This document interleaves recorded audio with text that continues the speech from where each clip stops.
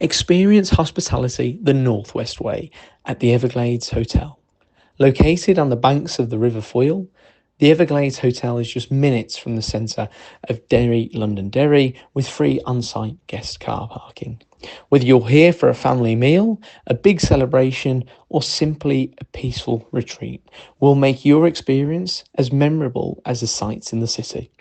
Visit Everglades Hotel Derry for accommodation bookings, the latest menus, live shows and events, and much, much more. See you there. You're all welcome to the latest edition of our Gaelic Lives podcast. It's Ulster final week, and we have a couple of shows on this week, but we're going to take a look at the neutral side of things. Myself and former Derry player Gerard O'Kane, I suppose we're two jealous Derry people looking in from the outside at what's probably going to be a really, really busy Clonus on Saturday. I nearly said Sunday. So, Gerard, I'm sure you would love to be going to training this week and pulling on the boots and walking behind the band, and it's bound to be a magical occasion. Look, even from that is the dream in terms of playing, but even from what we experienced as Derry people in 2022 and 2023, even just to be there in any capacity as a supporter, all that sort of stuff, as Derry people were looking on probably jealous from that aspect. But yeah, from a playing point of view, like, I only had it once in my playing career in 2011. Remember, Donegal beat us in the final. Was it 111 to 8 points?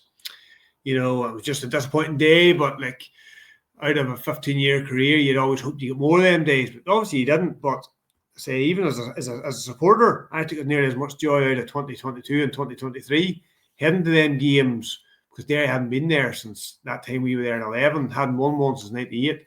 But Clonus on Ulster final day is something special, and like always, it's an argument for a different day. It would be interesting to see what way Casement might affect that down the line. But I think once you get back to Clonus as a supporter, there is something like sort of nostalgic about it. So like, I am quite jealous of their man Donegal supporters this week.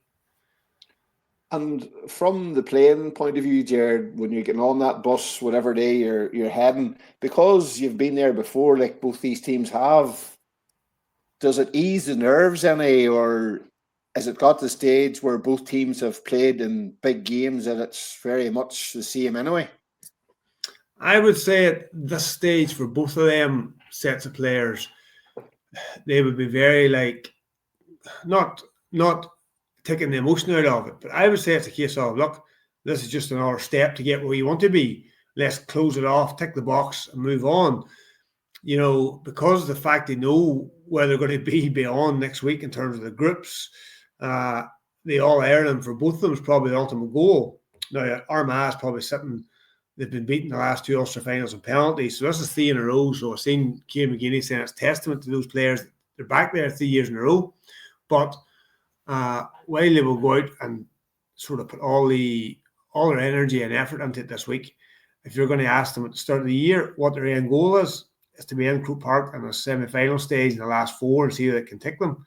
So I would imagine that both of them would be nearly very single-minded thinking like that. If they get beat, it'll be a case of, right, close that off, we'll learn from it, move on. Now they want to finish the season as Ulster winners, but I think both these teams have managers have bigger things in mind.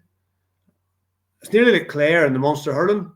You know, when Clare yearn, a couple of them players have 2 All-Ireland titles, but no Ulster titles. Armagh's in that sort of boat.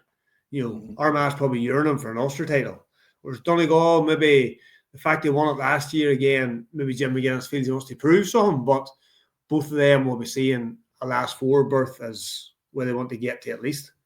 Aye, because as you say, like Armagh are All-Ireland champions, and Donegal, you know, they were so close, and it's obviously massive in there. But looking back to last weekend, how important from Armagh's point of view will be the fact of how they won the game? Because like from watching it, albeit on TV, and it's different, they were in control, but with 5 minutes to go, Tyrone in control. Like, so Armagh's bound to take a lot out of that, because like for so many times they didn't see those games out. And like Aaron McKay yesterday, we were doing the media day, and I asked him like how big a victory was the Kerry game last year, and he said because the first team got got a massive hammering the week before training from the so-called B team. They knew that the boys coming off the bench would always add value, but I suppose now the fact they're adding value, Gerard, but they're winning. That's the difference now? I suppose now that he's referenced that, we can say, well, then they obviously took stock from that Kerry game, the fact that it went down the line, they clawed it back in normal time, went ahead in extra time, that it didn't happen in the Galway game 3 years ago. It didn't happen in the last two Ulster finals. So they will take stock from that Kerry game and maybe see it as a turning point. And then they used that last Saturday as well. Like down the street, they were, was it 22-20 down? I think it was 2 points anyway. Yeah, it was they got the last 3 points of the game. And they took the last three inside 5 minutes. And once they get back in the change room, I would imagine Kieran McGean and the management team, one of the first things they'll say is, this is why we've been carrying a 42-man squad. This is why we value every player in here. Every player is treated the same from 1 to 42. If you look at footage of the All-Ireland final last year, Callum O'Neill, after the game, like you always have 12 boys that weren't told out, but they were in their Armagh gear. Trainers, he's around the team with that. Now he's playing midfield. He's kicked 7 points in the last 2 games. Up on a par across the 2 games, he's maybe been their top 2 or 3 players. And Kieran can point to examples like that. This is why we're carrying such a squad depth. They only started 6 from the All-Ireland final, but the other boys that come in made a difference. So they'll take good heart from that, knowing that they have other lads maybe to come. Now, you don't know what sort of shape Aaron Mackay comes back in, or Aidan Forker, I think, carrying a knock, or other boys that have been out. They just don't come back and step into the form that they're on last year. So it might take a while for them boys to build it up. So given that the way the lads played last week, I would say they'll take great heart from that. And looking across into Donegal, Gerard, I was at the game, and Conor Laverty referenced it. Like they dealt quite well with Sean Patton, because he can punish both ways, going short and going long. And like if they had been switched on possibly to that kick out, it could have been a different game, but it wasn't. But I suppose from Donegal's point of view, will they be disappointed on how they finished the game? Because I'm not saying they look like they're going to lose it, but they didn't finish strongly. Or is it just a case of they maybe felt that they were never going to lose it, where it's all about the next day? Or what's your take there? Yeah, it's a funny one, because you don't associate, again, the players are the boys in the field doing the job, but there's such an aura about Donegal and Jim McGuinness. You don't associate Jim McGuinness teams with switching off, with just going through the motions, because I'd imagine that he would come into the change rooms and that'd be one of the things he hammers players for, that you play every minute as if it's the most important minute and look to the next ball and all this sort of stuff. But the fact that they were up by 8 at half time, you're probably thinking this game could get away from Down, and the longer the game went on, you're thinking Down maybe have a chance or 2 here, and they didn't have outright goal chances, but they did get inside the Donegal cover, where one more pass would have manufactured a goal chance. And next thing, it really, really sort of puts the panic in Donegal. And it was quite similar to Monaghan.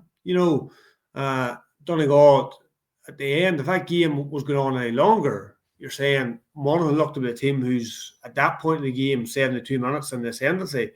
So I don't know whether Donegal at the moment are just holding something back, which is quite difficult to do. You can't mentally in a game just say, right, I'm going to switch off here for the last 10 because the job's done. Especially now with the 2 pointers and the way the scores go. What's the 2 pointers? They used to say some games where there's a 6 or 7 point margin, it's just like it's like a boxer keeping another guy at arm's reach, just keep jabbing away, keeping them sort of at safety's length. But you can't really do that nowadays. So I think Jim McGuinness wouldn't be really happy with that. Donegal, Jim McGuinness, in his first stint, used to put a lot of stock on what they talked about the third quarter. So, like, I was playing for Derry at that time, and we were victims of it in Celtic Park, beating them by 2 or 3 in 2014. They come out, hit 1-5 within 15 minutes, and then they managed the rest of the game, and they're 4 or 5 points up. They didn't do it against Derry. Derry actually come out and kicked 5 or 6 in the bounce to take it to a 2-point game again, and Donegal sort of regrouped. But it's interesting now to see what way they, like, if they give Armagh any chink of light like that, Armagh could steamroll you within 5 or 10 minutes as well. So I just don't think they'll be overly that happy with how the last 2 second halves have played out. Will they look at Down keeping possession and trying to suck them out as an avenue, or does Armagh just look at their own system and see what has worked for them? Because I suppose a lot of what Donegal want to do is try and take the ball off you and then get Shane O'Donnell and Conor O'Donnell and Peter Mogan and the speed merchants to go and hurt you. Yeah, will they look at Down, or will they focus? Well, we can't second guess Kieran McGinney, but is that something that might be considering? Well, they'll definitely look at themselves first and foremost. They'll say, if we concentrate on ourselves, but they also look at how teams can hurt Donegal. Keeping possession is one way, because especially if you're in the lead. So if Armagh's in the lead, they have no panic or no need to be getting in there rushing into tackles. So that's why Donegal like to be in the leading games, to control it. Even if another team has possession, Donegal know this team has to attack us at some point, so then we have an opportunity to strip them. If Armagh will probably aim to get in the lead, so there's no panic, and then to be sort of attacking Donegal en masse, and that will make Donegal come out a bit further. And I seen Enda McGinley doing a segment in the Sunday game, but it was evident even from the Derry game. Derry found pockets in behind, which would be the first line of Donegal defence and around the 35-yard line. That's how they get the goal that day. That's how they get the penalty. They're popping up in there. Down with a aim. Down found wee pockets in there as well. Eugene Brannigan's pass that time, the wee link pass inside. Yeah.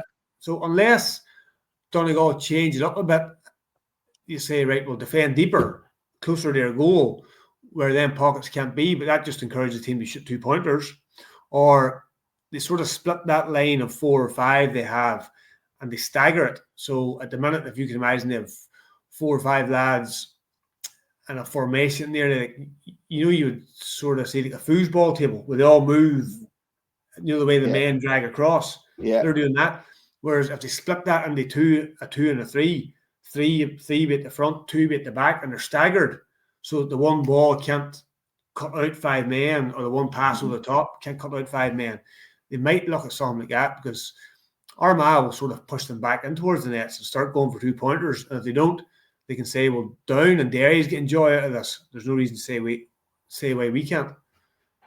In a different part of the game, like we spend so much time, I suppose rightly, talking about Sean Patton's kick out, but on the other side of it, like Ethan Rafferty, and again, I wasn't at the game live to properly see it, but like he only lost 1 kick out against Tyrone. Is this a time whenever Donegal probably need everybody across the middle? McGee, Langan, Murphy, Kieran Thompson. Is this the time for? Remember, Ballinderry used to do it with their 4 big men across the middle, and you couldn't get it out. Is this where Donegal might try and say to Ethan Rafferty, "We're going to give you less room today"? Yeah, I mean, with my first club final, I think it was 97. Either as one across victories, 97 or 99 or 2000. They had the 2 McEntees at like 6 and 11. And they had John Donaldson and Gareth O'Neill at 8 and 9, and they just literally planted a wall. And this was never kickouts, just going long, a wall across School Park, and whoever it was just couldn't break them down at all. And Donegal, this last couple of years, have been doing that with Thompson, Langan, as you say, McGee, and there's a 4th one, not even consider Murphy. Hugh McFadden. Hugh McFadden, the 4 big men at 6'5". Yes. So they might look at that and say, right, if we squeeze up on Armagh enough that they can't get short, just force them to go long, and if they go long and you have them sort of 4 men plus Murphy hanging about, you have a serious puncher's chance of one in possession around the middle, whether it's clean or whether it's the break.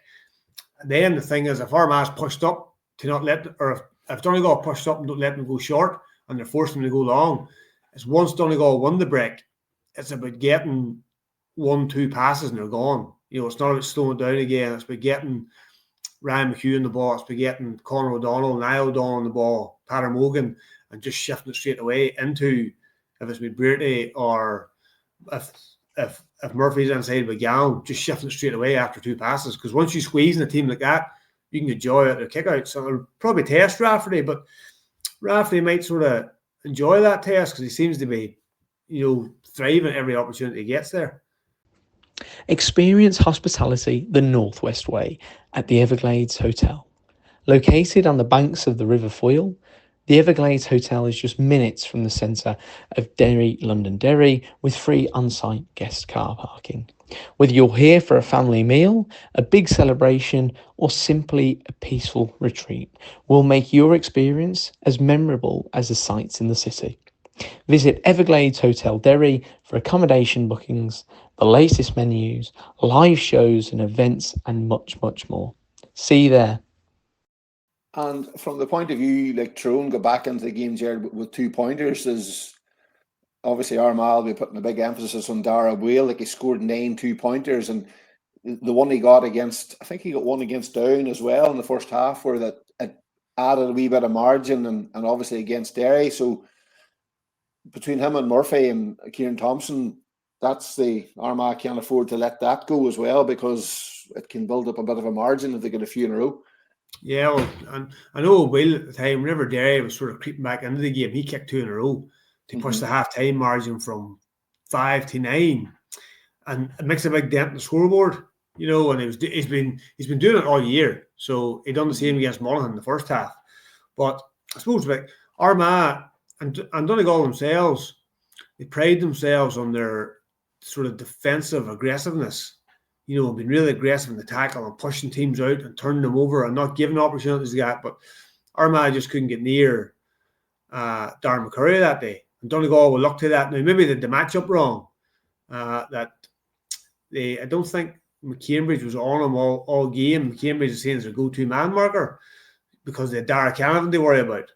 But Donegal will the same. Donegal have Gallen, they have Murphy, they have McBrearty to worry about. Never mind their long-range shooters and Will and Thompson. So getting the matchups right for Armagh will be key, you know, in terms of stopping Donegal getting 2-pointers. And who do you think comes through? It's a tight enough one to call. I haven't made up my mind, and it's like everything else. You probably don't know until you see team selections. But yeah, is it splitting hairs time? Is it splitting hairs? We're close on a week out. But to be honest, given them form so far, we'll probably have to go for Armagh. Given the fact they've lost the last 2, they come through a tougher test than Tyrone and Donegal have done with their games so far. Donegal have been playing really well in patches. And Armagh expect a battle against Tyrone. I think Armagh maybe target this one more anyway than Donegal will. And they maybe put more stock in trying to go over the line in Ulster, because it's something that's been labelled at them as well this last couple of years. So I think a few boys back, say off the treatment table, give them more options still. I would probably say in Donegal, but again, splitting hairs, I'm talking it's a 1-point margin. So it's literally a 1-score game with 2-pointers. And finally, Gerard, just on a sort of a different tangent, what's your sort of thoughts on what you've watched? Because you're obviously taking a look at quite a bit of football over the year. During the league, we had the new rules, and it turned into the championship, and there's been a few tweaks here and there. But what's the general thoughts or summary, or where we are with the game? I'm probably sitting on the fence, and like most people, think it has made the game better. But I don't think there was a need to fire in everything at the one time. You know, like the tap and go has made the game a lot faster. But and I'm not forcing the 2-pointers from play either. A 2-pointer from a 50 is a harder skill to score than a scorer that's popped to you at the top of the D and you're kicking on a post. You know, a 50 is still worth 1. You know, when I looked at the under 20 game the other night, extra time, Donegal on the attack, got punished because one of their men went to join the attack, and Donegal didn't get a chance to get the shot off, and Tyrone made a 2-point game. It seems harsh for an infraction that didn't really affect the game. You know, stuff like that, I still think needs tidied up. Overall, like, I'm not exactly fussed on forcing the team to go sort of longish in the kick out all the time. Now, I know teams can still go short, but the room's not there. If you're involved in the team, that mid-range kick-out just isn't there at all. You know, and the fact you can't go back to the keeper, I think, is enough to let teams go short, not inside the old D, and if another team chooses to push up, then let them. That's up to them. You can squeeze them anyway. The fact they can't go back to the keeper is enough for that. But forcing teams to go long to make it a game where size is probably beneficial for teams, which you just can't help. If you naturally have big men around the middle, you're going to have an advantage nowadays, probably, which some teams just don't have. And I think that's hard in teams who physically aren't that big. Generally, overall, like the games are easier now. They're better to watch for the most part. You're always going to get examples like probably the normal time of the under-20 game on Wednesday past where people are saying it's back to what it was before. Look, you get examples like that. Not everything runs in a linear fashion where it's getting better all the time. There's bumps in the road. But generally, it's made the game better. But from a playing and coaching point of view, I think there's too much all in at the one time. And I know this autumn, Congress can change some of that, but then it's closed shop for 4 years, I think, is it? So there will be a big discussion post the county season to see, look, right, where do we take this here from here? So if I was a betting man, I would say like 5 or 6 of them will stay. And look at the Kieran McGinney thing last week. Now, I don't know if he said anything because you couldn't hear, but Kieran McGinney kicking a flag has no way harming anybody or affecting the game, and they give Tyrone a 2-pointer for it. It's just, the punishment doesn't fit the crime. There's nothing wrong with a manager. Like, if he'd have took off his baseball hat and fired it down, is that the same sign of frustration or something like that?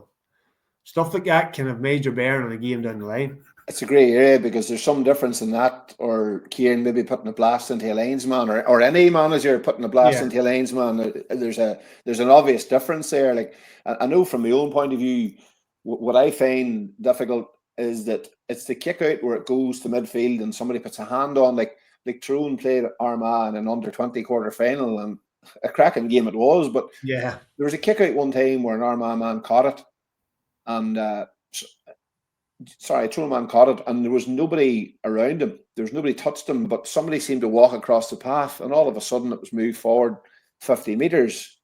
I just think it's very unnatural. And like I was talking to Dermot McAleese after the Antrim and Armagh match, and we were both talking about how intense the game was in terms of turnovers. But then when you go to a kick out where literally pushing a hand on a shoulder costs you 50 metres, whereas if 2 men are going hell for leather in a turnover, it's just a free. I just find that very difficult. I'm not. And again, I'm on the side where I think the game has improved, but I just think there's a few things like that I just don't think they offer anything, to be honest.